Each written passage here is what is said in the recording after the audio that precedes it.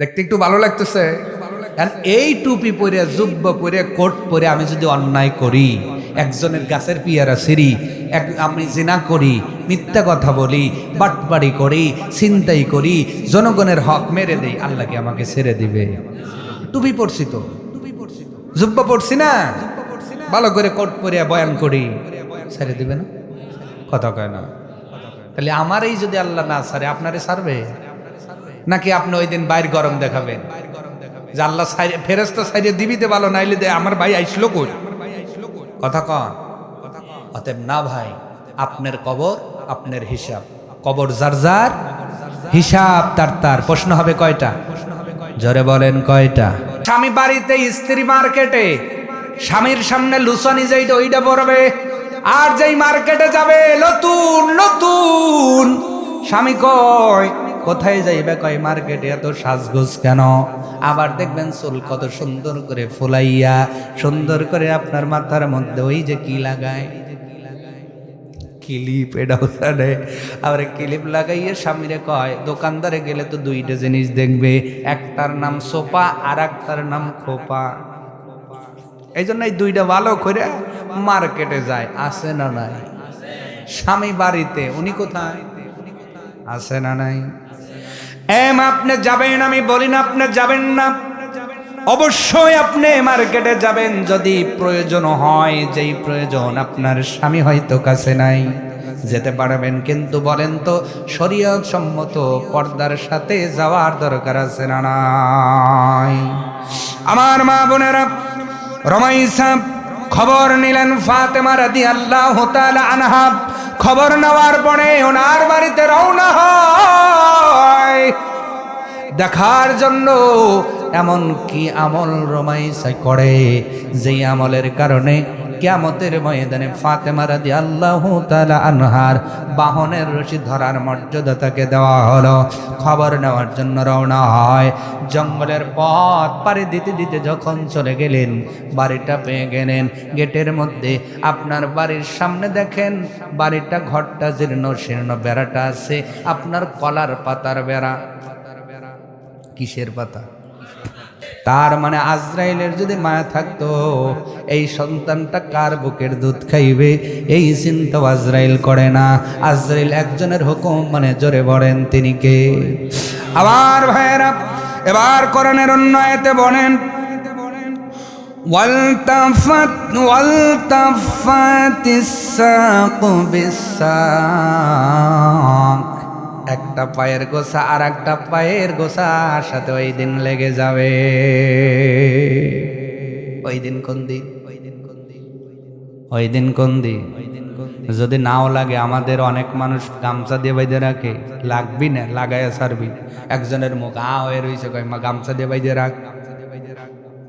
কথা কয় না, সোজা হইবেন না, টাইনে সোজা করব। ওই সোজা দুনিয়াতে এখন হওয়া লাগবে, ঠিক কিনা?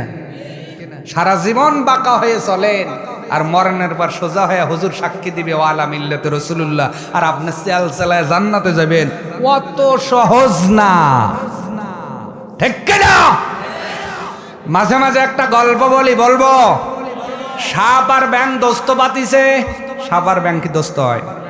হঠাৎ করে একদিন ফোস করে ব্যাঙে কয় ফুস ধরবো। ব্যাং বাঁচার লেগে কইতেছে, দোস্ত তুমি দোস্ত হও, আমাকে খায়ও না, প্রতিদিন আমি তোমাকে একটা করে ব্যাং এনে দেবো। কারণ সাপ চিন্তা করছে কষ্ট করে ধরার সে বুদ্ধিটাও খারাপ না, তো বন্ধু আপাতত স্বার্থের জন্য বানাইছে। কিছুদিন দেওয়ার পরে একদিন ব্যাং আর বন্ধু দেয় নাই, কিছু খাবার দেয় নাই। সাপ গেছে রাইগা এসে কয়, এত বড় সাহস তোর, তুই আমাকে খাবার দিস না, তোরেই খাবো। ও দিছে ফোঁস, ও দিছে লাভ, ও দিছে ফোঁস, ও দিছে।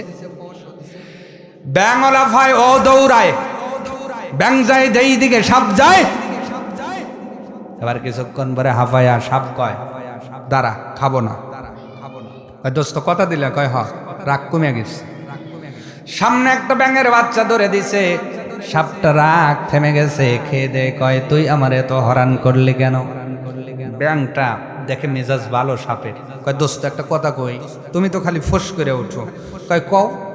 কথাটা হইল, তোমার সবই ভালো লাগে, এই যে চলার সময় এইরকম করো কেন? আচ্ছা, কথাটা কি সত্য না মিথ্যা? জোরে কর। দোস্ত তোমার সব ভালো লাগে, তো যাওয়ার সময় একটু সোজা হয়ে যাইতে পারো না? এই কথাটা কি সাপ মিথ্যা, ব্যাং সত্য বলছে না মিথ্যা বলছে? আমাদের সমাজেও এমন মানুষ আছে, উনি সুদ খায়, এতে দোষ নাই, আমি সুদখোর বললে দোষ হয়।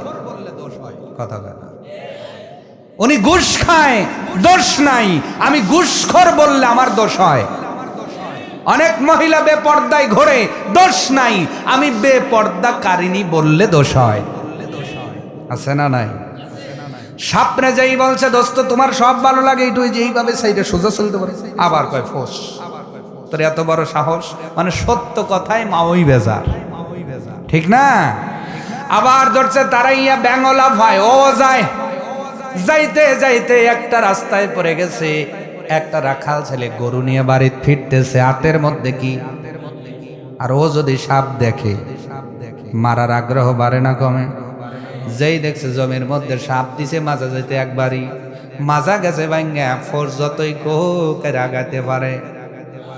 খালি ফোনাদের কিছুক্ষণ খেলামেলা দেখার পর ওই রাখাল ছেলে কোথায় তোর খেলা এবার ছুটাইতেছি, মাজা যাইতে কয়ান দিয়া সারা শরীর ভালো হয়ে বাইরে, মাথা সেইছে, রক্ত বাই হয়ে। এই ছেলেদের আবার টেন্ডেন্সি আছে রাস্তার ভিতর টান টান হয়ে থাকে, ঠিক কিনা?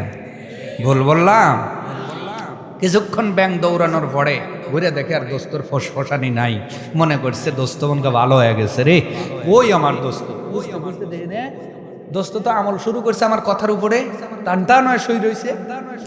ব্যাং মনে করছে দোস্ত আমার ওয়াজ শুনছে, কাছে যায় কয় দোস্ত, দোস্তর আর কথা নাই। দোস্তর কি নাই? কথা কানা। ব্যাং কয় কিরে দোস্ত ঘুমাইলি নাকি, ক্লান্ত বেশি, রাগ কমছে? তাও কথা কয় না, ডাকে কথা কয় না, মাথার কাছে যায় রক্ত বেরোইছে। কিরে দোস্ত, এটা কি? রক্ত?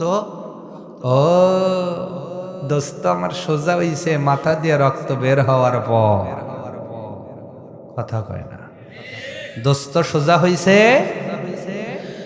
ব্যাং ওই সময় গ্যা গু কইরা বুঝাইতে চায় দোস্তরে, আমার ওয়াজটা সই না, যদি মাথা দিয়ে রক্ত বের হওয়ার আগেই সোজাটা হইতা, তাহলে এইভাবে বাড়ি খাওয়া লাগতো না, মাথা দিয়ে রক্ত বের করা লাগতো না। যেহেতু বেকায় চলছো, এমন সোজা হইছো, জীবনে আর বেকা হতে পারবা না। গল্পের শিক্ষা নিয়ে বাড়িতে যান। আজকে যারা কোরআনের কথা শুনলেই বাঁকা হও, আছে না নাই?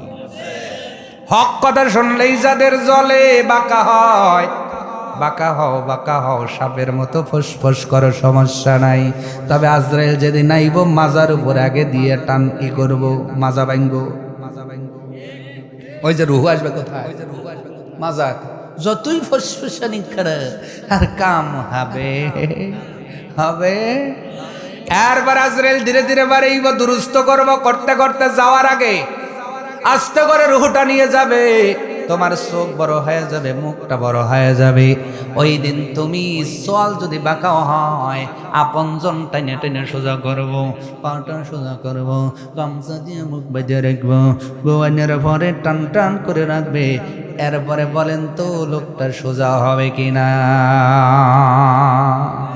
ওই দিন সোজা হওয়ার আগে এখন সোজা হন, আল্লাহ আপনাকে কবুল করবে। তবে দুনিয়াতে সোজা হন আর না হন, মরণের কাছে সারেন্ডার করতেই যেহেতু মরণকে বরণ করতে হবে, তাহলে অহংকার করে আমরা চলব, আমরা আল্লাহর কোরআনের কাছে, আল্লাহর হুকুমের কাছে নিজেদের সুপে দেব ইনশাআল্লাহ। দুনিয়ার মানুষ 3 নাম্বার অবস্থা চলে গেল, পায়ের গোছার সাথে গোছা লেগে গেল। এবার 3 নাম্বার অবস্থা যখন চলে গেল, যাওয়ার পরে 4র্থ নাম্বার মরণের ধাপ শুরু হয়ে গেল। প্রাণ পাখি রুহুটা কোন জায়গায়? জোরে বলে। এই মুহূর্তে একটা ঘটনা ঘটবে, খুব ভালো করে বুঝবেন। এই জিনিসটা সকলেরই হবে, খুব আশ্চর্যের বিষয়। আপনার এখন এই ঘটনাটা ঘটতেছে না কেন? আপনার আমার চোখের উপরে আল্লাহ নিজে রঙের পর্দা ফেলে দিয়েছেন। কথা বুঝতে পারছেন? কানের উপরে পর্দা ফেলে দিয়েছেন, এই জন্য আমরা মৃত্যু ব্যক্তির আওয়াজ শুনতে পাই না। নবীজি বলেন, মানুষ এবং জিন ব্যতীত কবরের আযাব, সব প্রাণী কবরের আযাবের আওয়াজ শুনতে পায়। কথা বুঝলেন না মনে হয়? মানুষ এবং জিন ব্যতীত পৃথিবীর সব পশু পাখি কবরের আযাবের আওয়াজ শুনতে পায়। এই জন্য কবরস্থানের পাশাপাশি গরুকে গোসর দিবেন না। অনেক সময় দেখবেন গরু ওই কি বলে দড়ি বা খোটা তুলে নিয়ে দৌড় মারে, কারণ একটাই, কবরের আযাবের আওয়াজ ও শুনতে পায়। কথা বুঝতে পারছে? দুনিয়ার মুসলমান, চতুর্থ নাম্বার ধাপ শুরু হয়ে গেল। প্রাণ পাখি মানুষটার কণ্ঠগত হয়ে গেছে, এই যে আপনার গলার হলকমের কাছে চলে এসেছে। এমন সময় রব্বুল আলামিন ওই মানুষের চোখের পর্দাটা তুলে দেয়। সুবহানাল্লাহ বলেন না? যেই পর্দার কারণে আপনারা ফেরেশতা দেখতে পান না, আমরা দেখতে পারি না, কিন্তু মরণের ঠিক পূর্ব মুহূর্তে আল্লাহ চোখের পর্দা তুলে দিবেন। এই জন্যই লোকটা ফেরেশতা দেখতে পাবে, ওই লোকটা জিন দেখতে পায়, ওই লোকটা শয়তান দেখতে পায়। সুবহানাল্লাহ। এমনও রেকর্ড আমাদের মধ্যে আছে, অনেক মানুষের দেখতে গেলে মরণের সময় কয় তোমরা একটু সাইড দাও, আসতে দাও, বলে কিনা? কি আসতে দিবে? কারণ আপনি যেটা দেখেন না উনি ওইটা এখন দেখতেছে। ফেরেশতা দেখে, আজরাইল দেখে, শয়তান দেখে। আল্লাহু আকবার। এটা কি আমার বানানো কথা? দলিল আছে না নাই? দলিল নিয়ে যান। সূরার নাম সূরা কফ, আয়াত নাম্বার 22। রব্বুল আলামিন বলেন, লাকাদ কুনতা ফি গাফলাতিন মিন হাযা ফাকাশাফনা আনকা গিতাআক। জোরে বলুন আল্লাহু আকবার। ফাবাসারুকাল ইয়াওমা হাদীদ।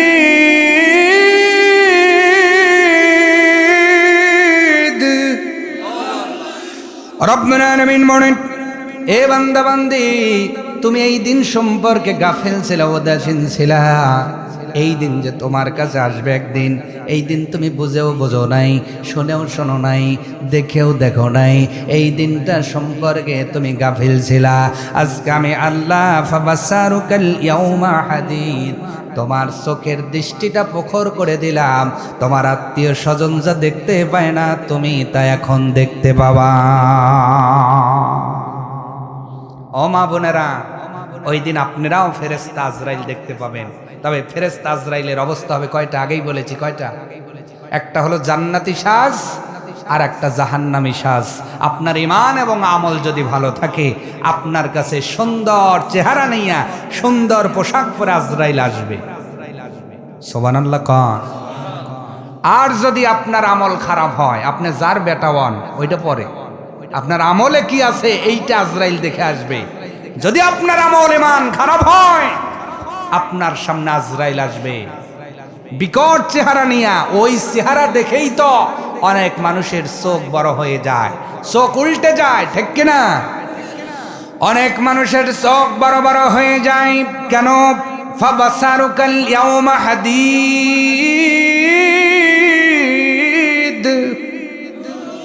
ওই দিন তার বাসার চোখটা সব কিছু দেখতে পায় দুনিয়ার মানুষ। তাহলে যেই দিন আমরা দেখতে পাবো, ওই দিন হলো মরণের দিন। মরণের চতুর্থ নম্বর ধাপে আমাদের চক্ষুটা খুলে দেওয়া হবে, আমাদের চক্ষের পর্দা তুলে দেওয়া হবে। এই সময় আমরা সব কিছু দেখতে পারবো। আমার ভাইয়েরা খুব ভালো করে বুঝবেন। তাহলে আল্লাহ আয়াতের প্রথমে কি বললেন?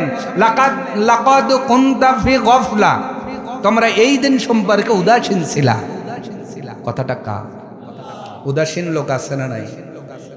বিড়ি খাচ্ছে তো খাচ্ছেই, সিগারেট খাচ্ছে তো খাচ্ছেই, বেনামাজি আছে তো আছেই, নামাজের আত্মাই তো ভুল হচ্ছে তো হচ্ছেই, রোজার মাঠ যাচ্ছে তো যাচ্ছেই, আমলের সময় যাচ্ছে তো যাচ্ছেই। আমাদের খেয়াল নাই, কারণ একটাই, আমরা ওই মরণের দিনটার প্রতি গাফিল হয়ে আছি।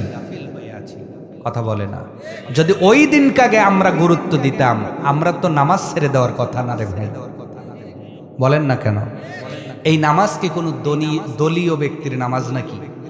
কথা কন। মসজিদে যদি আপনি যান, আপনি যেটাই করেন, নামাজটা পড়েন তো। এই নামাজই একদিন আপনাকে হাতে ধরে ধরে অন্যায় আর ন্যায় চিনায় দিবে। সুবহানাল্লাহ কন কন।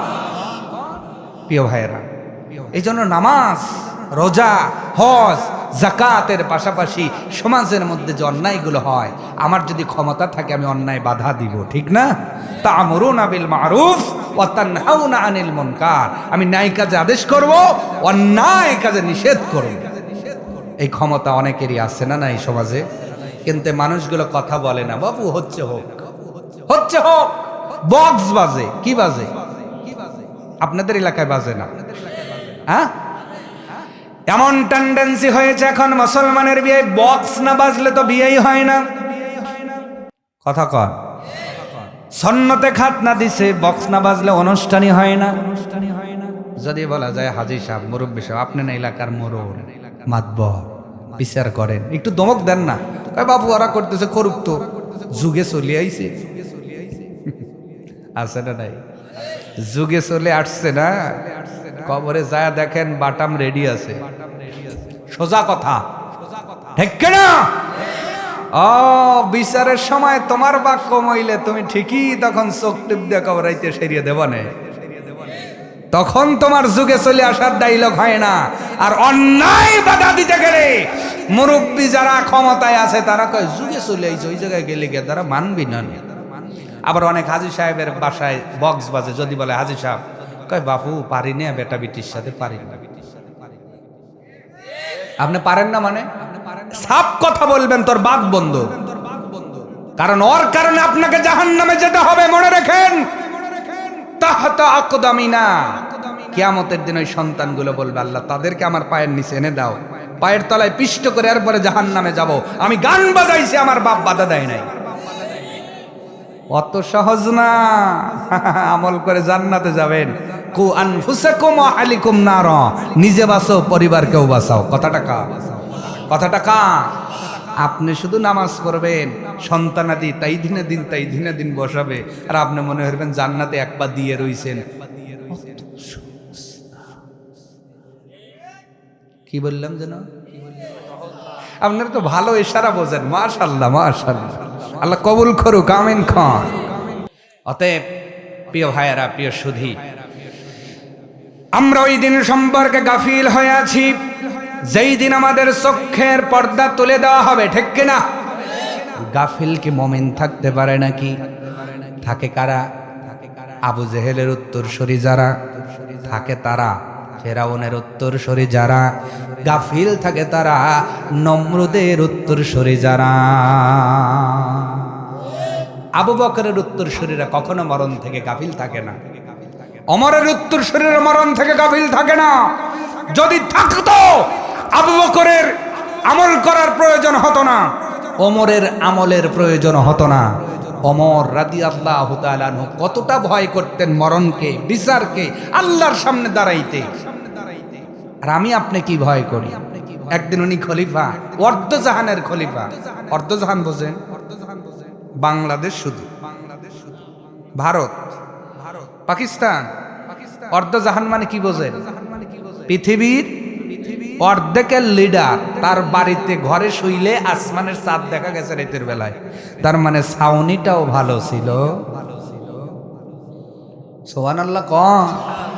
আর এখন যদি দুইবার মেম্বার হয়, বিল্ডিং 3 তলা, ফাউন্ডেশন কমপ্লিট। কথা কয় না। মেম্বারের বেতন কত খোঁজ নিছে? 4000। তাই 4000 টাকা বেতনে 3 বছর মেম্বারগিরি হলে 3 তলা বিল্ডিং হয়। কোন টাকায় হয় ওটা আমাদের বোঝার লাগবে না, আমরা বুঝতে পারি। চেয়ারম্যানের বেতন কত? কোন টাকায় বিল্ডিং ওঠে?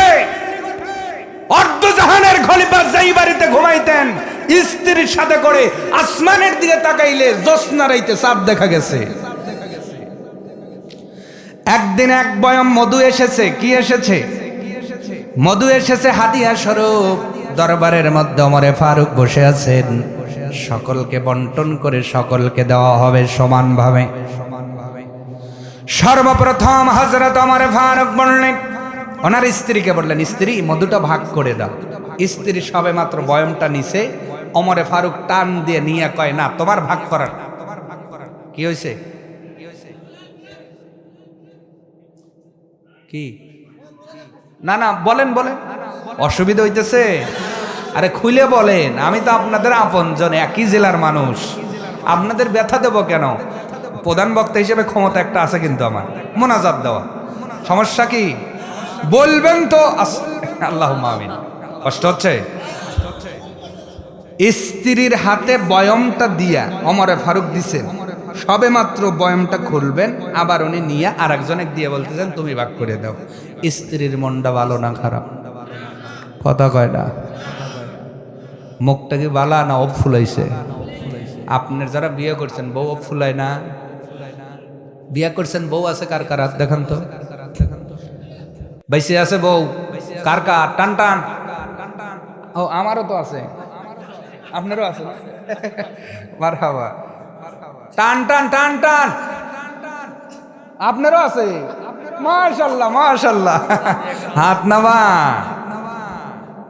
বউ যাদের আছে, বউ কি মুখ ফুলায়? ও ফুলায়। ওই যে তিন দল হয়েছে, কেউ বলে জি, কেউ বলে না। আর যারা বেশি চালাক চুপ করে আছে, দেখা যাক হুজুর কোন দলে। যেই দলে হুজুর আমরা ওই দলে নাকি? আপনাদের বউ কি মুখ ও ফুলায়? ফুলায় না, মিথ্যা কথা বললে। আমি যদি প্রশ্ন করেন হুজুর আপনারটা ফুলায় না, আমারটাও ফুলায়। কারণ আম্মাজান আয়েশা সিদ্দিকার মতো মানুষ মাঝে মাঝে অভিমান করতেন।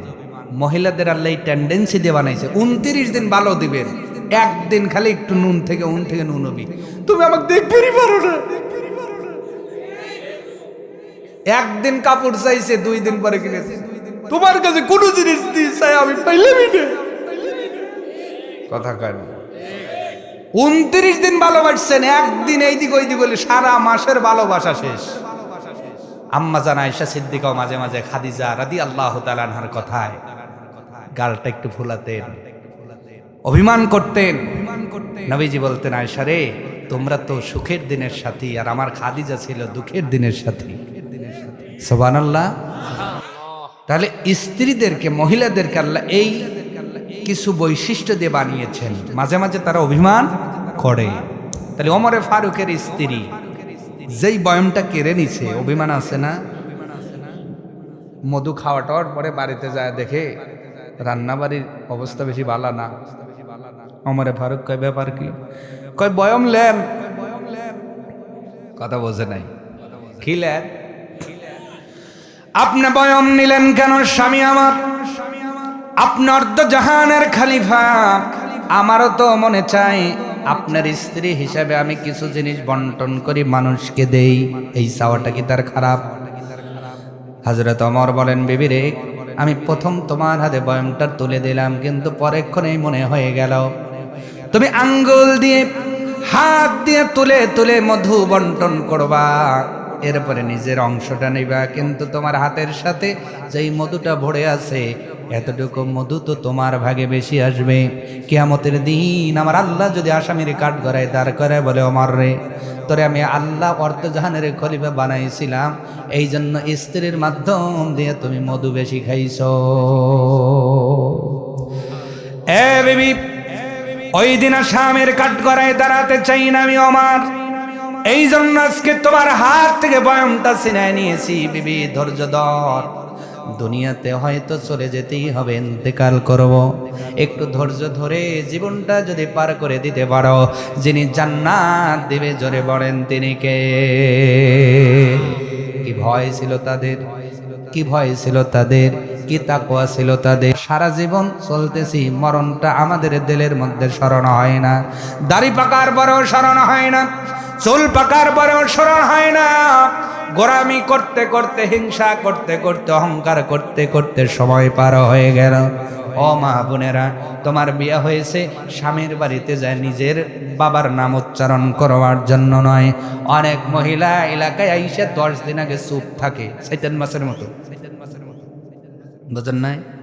শয়তান মাছ যখন ওই জায়গায় যায়, পার খালির বাইর খাল, বোঝেন পার খাল, ওর ভিতর যায় ফইরে জায়গা দিয়ে আগে দেখে আশেপাশে কেন আছে, যদি দেয় না আশেপাশে জাল টাল আছে, লোক আসতেছে, ফুরুত করে দাবে, কথা কয় না।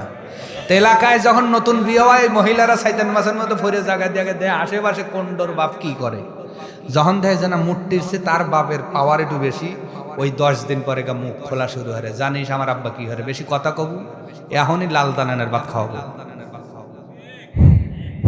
কথা কয় না, বলতে বলতে মুখ এতটাই বলে যায়, স্বামীকে পর্যন্ত বলে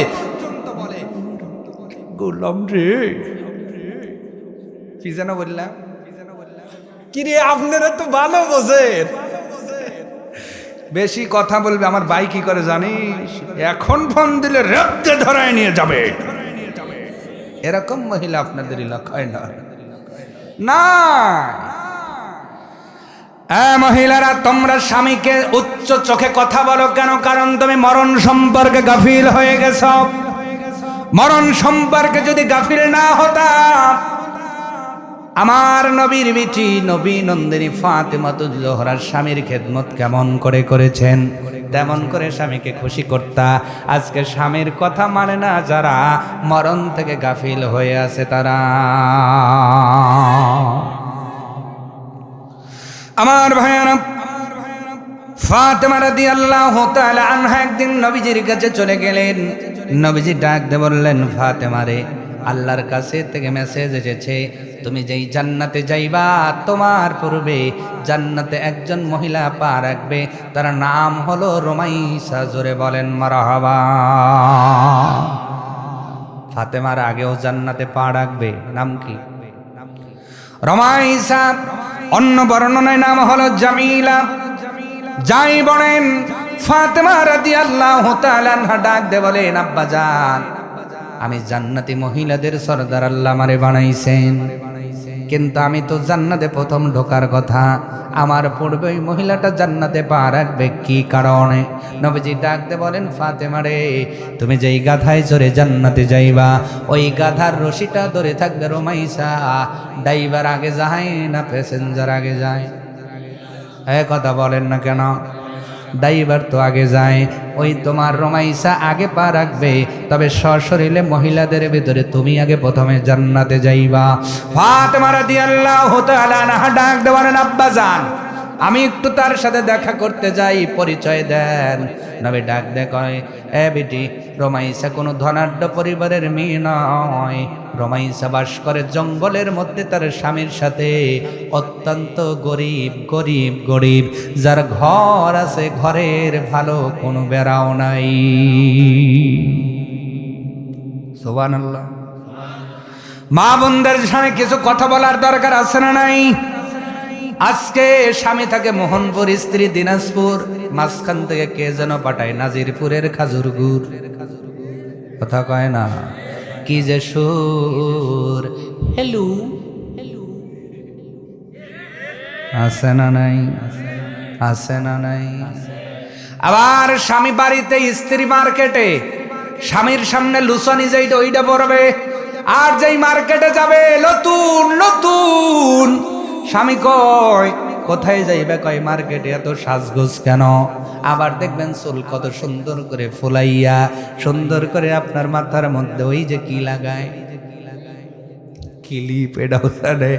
আবার ক্লিপ লাগাইয়ে স্বামীরে কয়, দোকানদারে গেলে তো দুইটা জিনিস দেখবে, একটার নাম সোপা আর একটার নাম খোপা। এই জন্য এই দুইটা ভালো করে মার্কেটে যায়। আছে না নাই? স্বামী বাড়িতে, উনি কোথায়? আছে না নাই?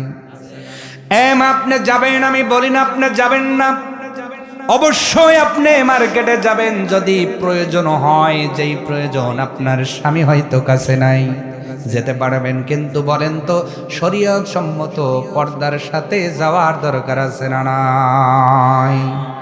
আমার মা বোনেরা, রুমাইসা খবর নিলেন ফাতেমা রাদিয়াল্লাহু তাআলা আনহা। খবর নেওয়ার পরে ওনার বাড়িতে রওনা হয় দেখার জন্য এমন কি আমল রুমাইসা করে, যেই আমলের কারণে কিয়ামতের ময়দানে ফাতেমা রাদিয়াল্লাহু তাআলা আনহার বাহনের রশি ধরার মর্যাদা তাকে দেওয়া হলো। খবর নেওয়ার জন্য রওনা হয়। জঙ্গলের পথ পাড়ি দিতে দিতে যখন চলে গেলেন, বাড়িটা পেয়ে গেলেন। গেটের মধ্যে আপনার বাড়ির সামনে দেখেন, বাড়িটা ঘরটা জীর্ণ শীর্ণ, বেড়াটা আছে আপনার কলার পাতার বেড়া। কিসের পাতা? কলার পাতার বেড়ার সামনে ঘরের সামনে দাঁড়ায় ডাক দিছে, ও রমাইসা। ভিতর থেকে আওয়াজ হয়, কে আপনি? বলে, আমি নবী নন্দিনী ফাতেমা রাদিয়াল্লাহু তাআলা আনহা। বলেন তো, ফাতেমা দেখা করতে আসলে আমাদের গুলো কি থাকতো? কথা কয় না। চাচি আসলেই থাকে না, ফাতেমা আসলে কি থাকতো নাকি? স্বামী যদি অফিসে চলে যায়, ভাত রান্না করে, এরপরে তো সময় নাই। ও মা বোনেরা, যদি সময় পাও কোরআন পড়ো, তসবিহ পড়ো, আল্লাহরে ডাকো, সন্তানদের জন্য দোয়া করো, স্বামীর জন্য দোয়া করো। কিন্তু আমার মা বোনেরা সময় পাইলে নাই টিভি দেখবে, নাই অন্য মহিলার সাথে গিবদে বসে যাবে। ভুল বললাম মনে হয়?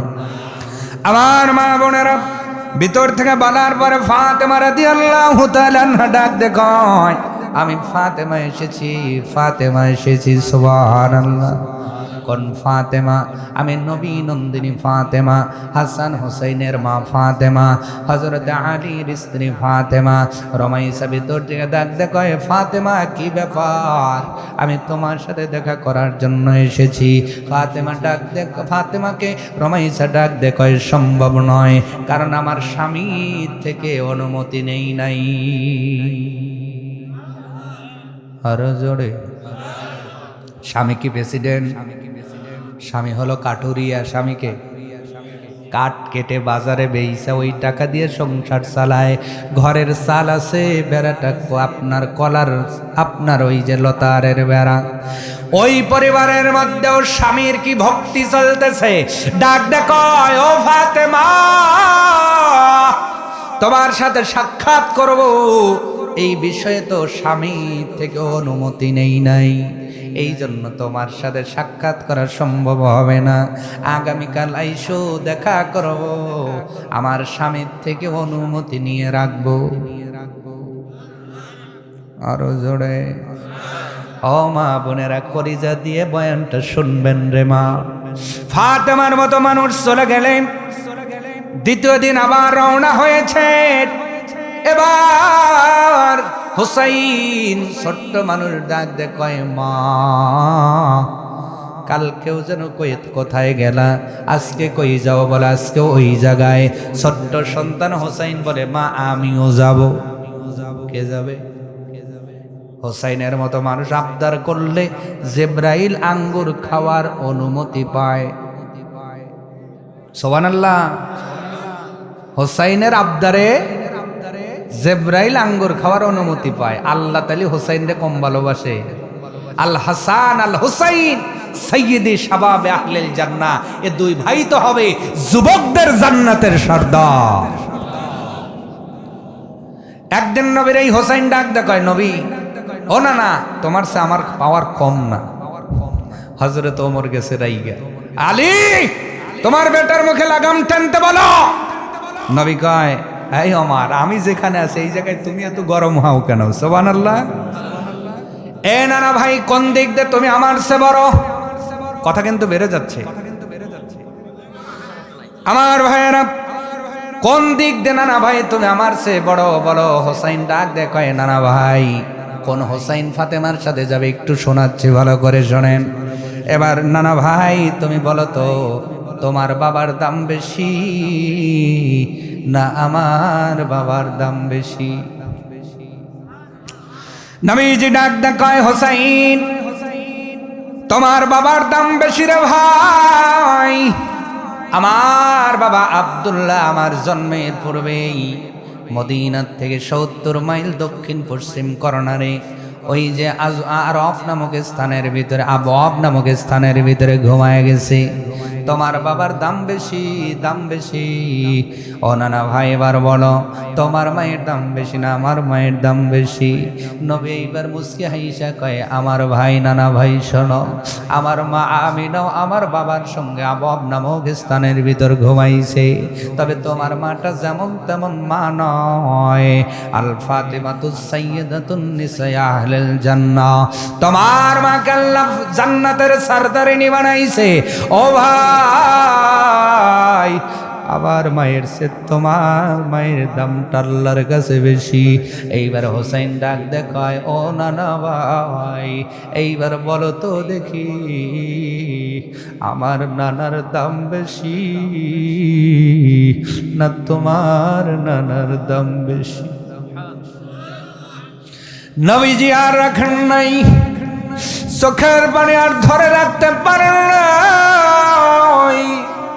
হযরত ওমর কথার গুরুত্ব বুঝা টান দে বুকে তুইলা কয়, ও আলী, কোন সন্তান রে দমক দিছে বুঝতে পারি নাই। হযরত ওমর ডাক দে কয়, হোসাইন রে, তোর নানার পরিচয় ইতিহাসে যতটা পাওয়া যায় ভালো, অনেকে হয়তো জানবেও না, কিন্তু ও হোসাইন তুমি কি জানো তোমার নানার সম্পর্কে আল্লাহ শ্রেষ্ঠ কিতাবের মধ্যে বয়ান করেছেন, ওয়ামা আরসালনাকা ইল্লা রাহমাতাল লিল আলামিন। এ হোসাইন, তোমার নানার দাম শুধু বেশি নয়, মেরাজের রজনীতে বাইতুল আকসার মধ্যে সব নবীর ইমামতি করছে ইমামুল আইম্মা, সব নবীর যিনি নেতা, সুবহানাল্লাহ। তাহলে ও নানা ভাই, এইবার বলো তোমার দাম বেশি না আমার দাম বেশি? হোসাইন নবীর সাথে কথা বলেন, এই হোসাইন আবদার করার কারণে জিবরাইল আঙ্গুর ফল খাইতে পারে। ক্ষমতা দিছেন কে? ফেরেশতাদেরকে খাওয়া লাগে। একদিন আঙ্গুর ফল সামনে, নবীজির সামনে হযরতে জিবরাইল বসে আছে দাহিয়াতুল কালবির সূরাতে, সুবহানাল্লাহ। নবীজি হাতে নিছেন আঙ্গুর, হোসাইন রে কয়, ভাই তুমি খাও। হোসাইন একটা আঙ্গুর নিয়ে আর একটা মেহমান আসছে তো মেহমান রে দিছে, সুবহানাল্লাহ। মেহমান হাতে নিয়ে আঙ্গুর আর খায় না। হোসাইন কয়, নানা ভাই তোমার মেহমান তো বেশি ভালো না। কয় কি হইছে? কয় তো আঙ্গুর দিছি খায় না। আঙ্গুর কি টক? কয় না। তে খায় না কেন? তো হোসাইন কি বুঝছে যে দাহিয়াতুল কালবির সূরাতে জিবরাইল বসে রইছে? দাবি একটাই, জামাত বোঝে না তো, জামাত বোঝে না, আমরা খাইতেছি, সে খায় না কেন? আল্লাহ কয়, জিবরাইল রে খা না, আজকে অনুমতি দিলাম, খা। আরো আস্তে ক, আরো জোরে ক, কারণ আমার নবী তো হোসাইন রে ঘোড়া বানায়া খেলে। আমার নবী যেইটাতে খুশি হয়, আমি আল্লাহ সেইটাতে খুশি হই। সেই হোসাইন ডাক দেখায়, মা আমি যাব। কে যাবে? কালকে গেছো না নাই, আজকে আমি যাব। সন্তানের আবদার রাখতে না পেরে হোসাইনকে নিয়ে রওনা করলেন। দীর্ঘ পথ গিয়েছেন, এইবার ডাক দিয়ে কয়, ফাতেমা কথা বলবো। ফাতেমাকে ডাক দিয়া রোমাইসা বেড়ার ফাঁক দিয়ে দেখতেছে, তার সাথে যেন একটা সন্তান দেখা যায়। ছোট্ট সন্তান কারে আনছো ফাতেমা? ফাতেমা ডাক দিয়ে কয়, নাম হোসাইন, জান্নাতের সরদার। এবার রমাইসা ডাক দে কয়, না না, আমি স্বামীর থেকে শুধু তোমার সাথে দেখা করার অনুমতি নিছি, তোমার এই সন্তানের সাথে দেখা করার অনুমতি নেই নাই। তাহলে কালকে আইসো, আমি আবার হোসাইনের সাথে দেখা করার পারমিশন নেব। চলে গেলেন। পরের দিন আবার রওনা করছেন। হাসান কয়, মা একদিন একা গেছাম, ভালো, কালকে ছোট ভাইকে নিয়ে গেছো, আজকেও দেই ছোট ভাইকে নিয়ে গেছো। আমি কি, আমি তোমার বেটা না? কথা কয় না। হাসান হোসাইন তো বেশি ছোট বড় না, 1 বছর 1.5 বছরের ছোট বড়। মা আমাকে নিতে হবে না, বেটা না। কে শোনে কার কথা বলেন তো? যদি পিঠাপিঠি ভাই বোন থাকে, মহাব্বত বেশি থাকে কিনা? মারামারিও বেশি থাকে কিনা? বালিশ ভাঙ্গা ভাঙ্গি থাকে কিনা? অভিমানও বেশি থাকে কিনা? আবার ওই বোনটার যেই দিন বিয়ে হয়, ওই ভাইটার সে বেশি কেউ কান্না করে না, ঠিক কিনা? আবার আপন পিটাপিটি ভাই, এদের ভিতরে বেশি মহাব্বত থাকে, ঠিক না? হোসাইন যাবে, আমি যাব না। হোসাইনকে নিয়ে গেলে আমারও নিদের নিয়ে যেতে হবে। হাসানকে নিয়ে গেছেন, একই রিপোর্ট, ও ফাতেমা সম্ভব নয়। ফাতেমা ডাক দেখায়, রোমাইসা রেগে, তুমি কি জানো আমার এই সন্তানটা বিষ প্রয়োগে হত্যা করা হবে, আমার নানার উম্মতের জন্য আমার এই ছোট্ট সন্তান কারবালার ময়দানে শাহাদাত বরণ করবে নানার উম্মতের জন্য। এই দুইজন সন্তান জান্নাতের যুবকের সর্দার, আর তুমি তাদের সাথে দেখা দিবা না। ফাতেমা ডাক দে কয় না রে ফাতেন, রোমাইসা ডাক দে কয় না রে ফাতেমা না, আজকে নয় আগামীকাল আইসো। ফাতেমা কয় আর আসবো না, তবে তোমার এই বাড়িতে 3 দিন এসে বুঝে গেলাম শুধুমাত্র স্বামীর হুকুম মানো, স্বামীকে অনুগত্য করো, স্বামীকে পাউরুটি দাও, স্বামীকে তুমি একটু বড় বানায় রাখো, স্বামীর অনুমতি ছাড়া কোনো কাজ করো না। এই জন্য আল্লাহ তোমার কিয়ামতের ময়দানে আমার বাহনের রশি ধরার মর্যাদা দিছে। কি বুঝলেন মহিলারা? স্বামীক দিয়ে কি কাপড় খাসান লাগবে? কথা কয় না, ঘর মোছান লাগবে, চাউল রাখাইবে, তাইলে জান্নাতে যাবে। আল্লাহ আমার মা বোনদেরকে বোঝার তৌফিক দান করুক, আমিন কোন। মহিলারা যাদের বিয়ে হয়েছে ভালো করে বুঝিয়েন। এই ওয়াজ এক জায়গায় করছি, পরের বছর গেছি, হুজুর কি ওয়াজ করে গেছেন স্বামীর খেদমত করা লাগবে।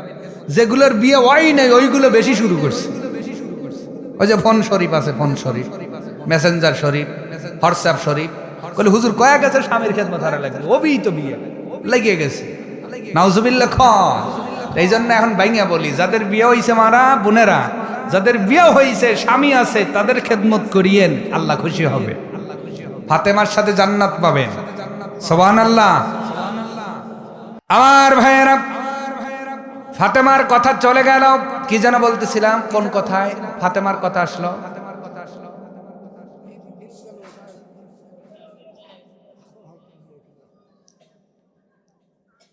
মনে যদি এখনই না থাকে, ওই দিন সম্পর্কে গাফিল, মনে আছে? মরণের দিন সম্পর্কে গাফিল হয় তারা, নামাজ পড়ে না যারা, আবু জেহেলের উত্তরসূরি যারা, ফেরাউনের উত্তরসূরি যারা, ঠিক না? আর ওই দিন সম্পর্কে মনোযোগী হয় তারা, ফাতেমার উত্তরসূরি যারা মহিলাদের ভিতরে, এইটা বলতে গিয়েছি। এবং আমাদের মধ্যে আবু বকরের উত্তরসূরি যারা, ওই দিন সম্পর্কে গাফিল হবে না তারা, ঠিক কিনা? তাহলে মরণের দিন আমাদের সামনে আসবে না? চোখটা একদিন প্রখর হবে না? আপনি ফেরেশতা দেখতে পারবেন না? আজরাইল দেখতে পারবেন না? ওই দিন সম্পর্কে কেন গাফিল হয়ে আছেন? আসুন আমরা সকলেই মিলে ওই দিনটারে ভয় করি, যেই দিনে ওই যে পূর্বের আয়াত সূরাতুল বাকারার 281 নম্বর আয়াত, রব্বুল আলামিন বলতেছেন, ওই যে তোমার দৃষ্টি প্রখর হয়ে যাবে, তুমি আজরাইল ফেরেশতা দেখতে পাইবা, ওই দিনটারে ভয় করো, যেই দিন আল্লাহর দিকে ফিরে যাবা। আল্লাহর দিকে ফিরে যায় তো শেষ হবে না। সুম্মা তুওয়াফা কুল্লু নাফসিম মা কাসাবাত ওয়া হুম লা ইউজলামুন। আল্লাহ রাব্বুল আলামিন বলে, বান্দারে আমি আল্লাহর কাছে ফিরে আসলেই মাপ পাইবা না, এরপরে আমি আল্লাহ পরিপূর্ণ প্রতিদান তোমাদের দিব। ভালো করলেও দিব, খারাপ করলেও দিব, নামাজ পড়লেও দিব, নামাজ না পড়লেও দিব, যাকাত দিলেও পুরস্কার, যাকাত না দিলে তিরস্কার, অপমান, আযাব, ঠিক কিনা? যদি পর্দা করো তাও আমি আল্লাহ পুরস্কার দেব, বেপর্দায় ঘুরলে তিরস্কার আছে না নাই? সুদ খাইলে গুনাহ আছে না নাই? আল্লাহ তিরস্কার দিবে কিনা? যারা সুদ খাবে না তাদের পুরস্কার আল্লাহ দিবে কিনা? যারা হালালকে হারাম বানায়, মিথ্যা বানোয়াট কাহিনী বলে ভালো মানুষদের দোষী বানায় সমাজের মধ্যে, এদের অপমানজনক শাস্তিও আছে না নাই? আল্লাহ বলেন সুম্মা তুওয়াফা, একদম পুরোপুরি, কুল্লু নাফসিম মা কাসাবাত, প্রত্যেকটা প্রাণী দুনিয়াতে যা অর্জন করেছে আমি আল্লাহ মরণের পরে আবার পরিপূর্ণভাবে তাদের ফেরত দেব। কথা বুঝতে পারছেন? মা কাসাবাত, যা অর্জন করেছেন, এই অর্জনের মধ্যে ভালো আছে, খারাপও আছে। আপনি যদি ভালো অর্জন করেন ভালো পাবেন, খারাপ অর্জন করলে, কথা বুঝতে পারছেন তো? যদি ভালো অর্জন করেন ভালো পাবেন, খারাপ কামাই করলে খারাপ পাবেন। কথা কি ক্লিয়ার না ভেজাল আছে?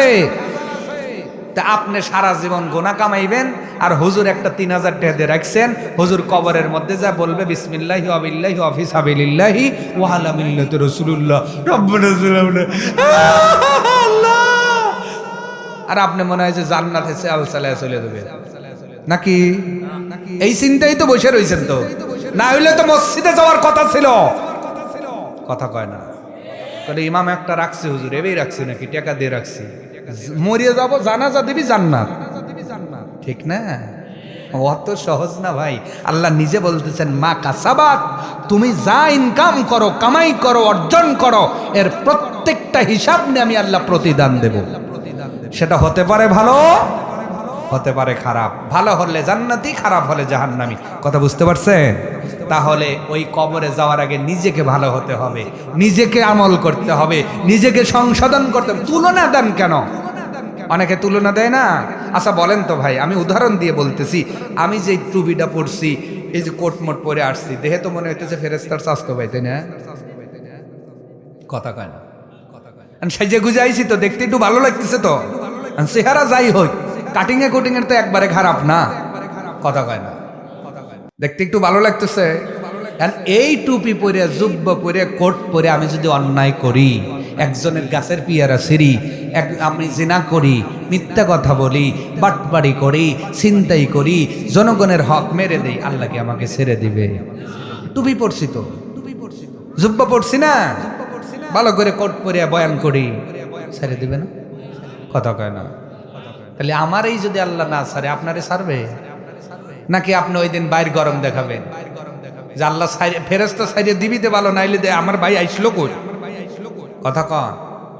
অতএব না ভাই, আপনার কবর আপনার হিসাব, কবর যার যার, হিসাব তার তার। প্রশ্ন হবে কয়টা? জোরে বলেন কয়টা? ও মহিলারা তোমরাও শোনো, কবর যার যার, হিসাব তার তার। তোমার কবরে স্বামী যাবে না, সন্তান যাবে না, মা যাবে না, বাবা যাবে না। 3টা প্রশ্নের অ্যান্সার কমপ্লিট করবা, আপনারাও করবেন। মান রব্বু কমা দিনু কমান নাবিউ। কয়টা প্রশ্ন করবে কে? আল্লাহর পক্ষ থেকে ফেরেশতা, মুনকার নাকির, এইটা তাদের উপাধি। এই ফেরেশতা আসার পর আপনাকে যে প্রশ্ন করবে কবরের মধ্যে, অ্যান্সার কি রেডি করছেন? কথা কয় না। তাহলে কেন বসে আছেন ভাই বলেন তো? যেই কবরে কোনো সাপোর্টার নাই, কোনো সাথী নাই, কোনো ভাই নাই, আপনার কবরে আপনাকে যেতে হবে।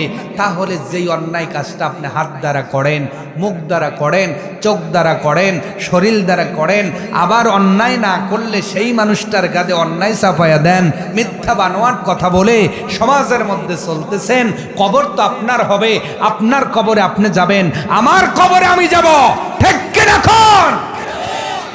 আর মনে করতেছেন আমার কবরে আপনার সওয়াব দেওয়া হবে না?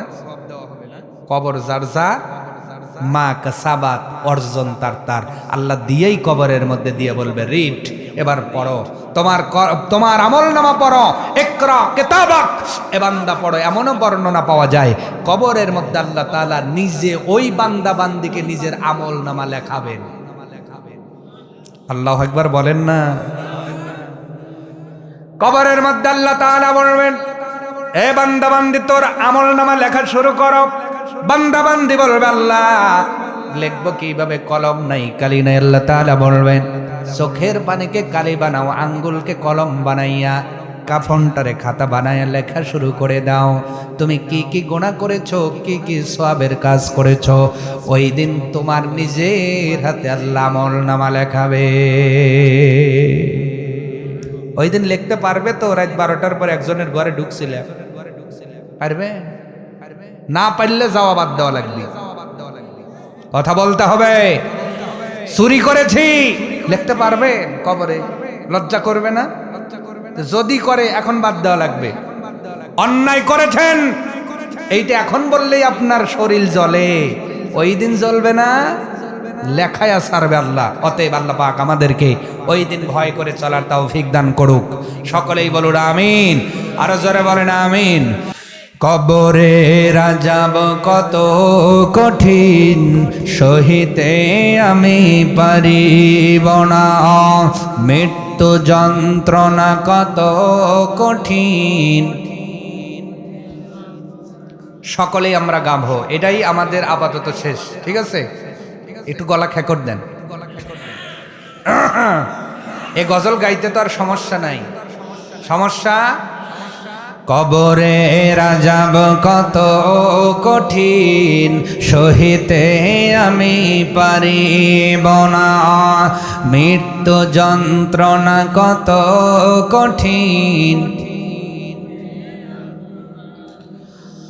ও গো দয়াময় হে রহিম, চাই যে শুধু তোমার করুণা।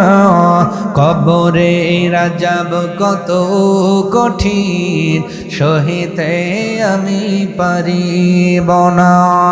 মৃত্যু যন্ত্রণা কত কঠিন, মসজিদের ওই পালকে খানা, আসবে সবার দ্বারে সবার জানা। মসজিদের ওই পালকে খানা, আসবে সবার দ্বারে সবার জানা। বোরর পাতার গরম পানি, গোসল দিবে আমার সব জনা। গোসল শেষে সাদা কাফনে, চির বিদায় দিবে মোনা। গোসল শেষে সাদা কাফনে, চির বিদায় দিবে মোনা। কবরে রাজাব কত কঠিন, মৃত্যু যন্ত্রণা কত কঠিন, সহিতে আমি পারিব না। মন কার নাকি রাজবে কাছে, সওয়াল করিতে আমার পাশে। মন কার নাকি রাজবে কাছে, সওয়াল করিতে আমার পাশে। সেই সওয়ালের সঠিক জবাব আমাকে ভুলিয়ে দিও না।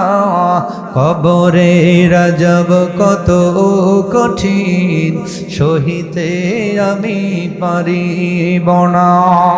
মৃত্যু যন্ত্রণা কত কঠিন, সহিতে আমি পারিব না।